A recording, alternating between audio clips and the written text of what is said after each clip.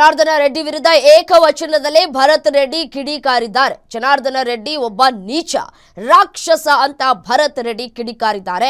ಜನಾರ್ದನ ರೆಡ್ಡಿ ಜೀವಮಾನದಲ್ಲಿ ನಿಜ ಹೇಳ್ದವನಲ್ಲ.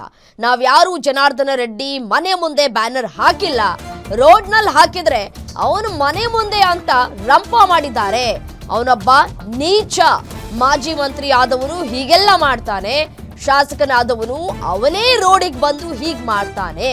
ಅವನ ಉದ್ದೇಶ ಏನು ಅನ್ನೋದನ್ನ ನೀವೇ ಅರ್ಥ ಮಾಡ್ಕೊಳ್ಳಿ. ಯಾವನೋ ಬೇರೆ ಊರಿಂದ ಬಂದು ಬಳ್ಳಾರಿಯನ್ನ ಭಯ ಬೀಳಿಸೋದಕ್ಕಾಗಲ್ಲ. ಜನಾರ್ದನ ರೆಡ್ಡಿ ಎಂಬ ಒಬ್ಬ ರಾಕ್ಷಸ ಅಂತ ಹೇಳಿ ಭರತ್ ರೆಡ್ಡಿ ಕಿಡಿಕಾರಿದ್ದಾರೆ.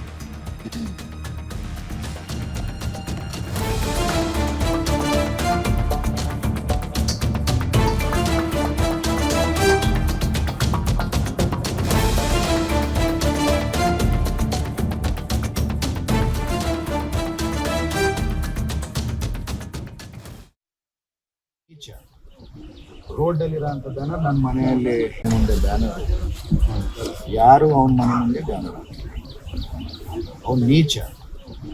ರೋಡ್ ಅಲ್ಲಿರೋಂಥದ್ದನ್ನ ನನ್ನ ಮನೆ ಮುಂದೆ ಇದೆ ಅಂತೇಳಿ ಅವನೇ ಕ್ರಿಯೇಟ್ ಮಾಡ್ತಾನೆ. ಒಂದು ಮಾಜಿ ಮಂತ್ರಿ ಆದಂಥವ್ರು, ಶಾಸಕ ಇದ್ದಂಥವ್ನು ಅವನೇ ರೋಡಿಗೆ ಕುಂತು ಇಂಥ ಕಾರ್ಯ ಮಾಡ್ತಾನೆ. ಉದ್ದೇಶ ಬರೋದು ಊರಲ್ಲಿ ಇರಲಿಲ್ಲ.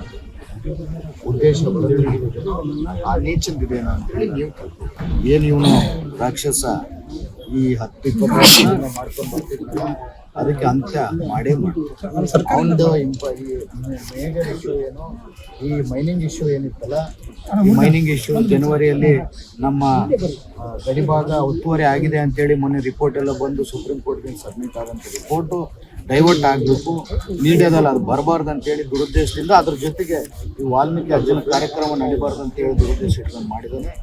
ಅವನಿಗೆ ಶಿಕ್ಷೆ ಆಗೋದು ನಿಜ, ವಾಲ್ಮೀಕಿ ಅರ್ಜುನ ಕಾರ್ಯಕ್ರಮ ಆಗೋದು ನಿಜ. ಸರ್ಕಾರನೇ ಈ ಶೂಟೌಟ್ ಮಾಡ್ಲಿಕ್ಕೆ ಅವಕಾಶ ಕೊಟ್ಟಿದೆ ಅಂತ ಹೇಳ್ತಾ ಇದ್ದಾರೆ. ಅವ್ರ ಮಾತೆಲ್ಲ ಯಾರು ನಂಬ್ತಾರ್ರಿ? ಅವ್ರ ಮಾತು ಸುಳ್ಳು ಅಂತ ಹೇಳ್ತಿದ್ದೀನಿ.